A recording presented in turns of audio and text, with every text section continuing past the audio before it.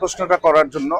দেখেন, গতকালকে একটি ঘটনা আমি শুনেছি মাগরিবের নামাজের সময়, আমি যখন 47 নম্বর ওয়ার্ডে গণসংযোগে ছিলাম, পরবর্তী সময় আমি শোনার সাথে সাথে আমাদের যে ওয়ারিশ জোনের ডিসি মহোদয় আছে তার সাথে কথা বলেছি এবং কদমতলী থানার ওসি সাহেবের সাথে কথা বলেছি। তার বিষয়টি তদন্তাধীন আছে এবং এখানে বলা হয়েছে যে আমার দলের কোন এক কর্মীর সাথে তার বাকবিতণ্ডতা হয়েছে এবং পরবর্তী সময়ে উনি আরেকটা এলাকায় যখন গিয়েছে তার উপরে পিছন থেকে কাউকে হামলা করা হয়েছে।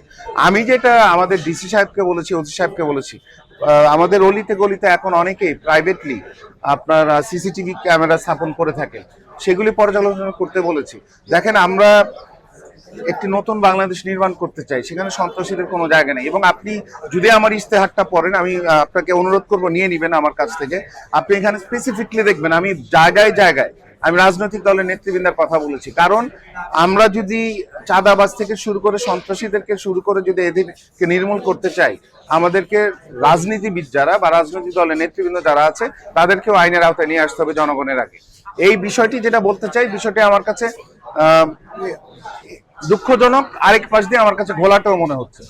এবং পুলিশ তো তদন্ত করছে এবং আমিও সহযোগিতা করছি। আমি ইতিমধ্যেই জামাত ইসলামের প্রার্থী সৈয়দ জয়নুল আবেদিন ভাইয়ের সাথে গত রাতেই কথা বলেছি এবং এখানে তাকে আমি আশ্বস্ত করেছি যদি পুলিশের কাছে প্রমাণ হয় যে আমার দলের কেউ করেছে, সাথে সাথে আইনের আওতায় আমি তাদেরকে তুলে দিব। এটার বিষয়ে কোনো সন্দেহ থাকার কোনো সুযোগ নাই। কিন্তু এখানে বিষয়টা হচ্ছে যে এখনো তো তদন্ত দিন আছে, নির্বাচন তো আসন্ন, সেই ক্ষেত্রে তদন্ত হওয়ার আগেই কাউকে না কাউকে দোষারোপ করা হচ্ছে, এটা তো নির্বাচন বানচাল করারও একটা পায়তারা হতে পারে।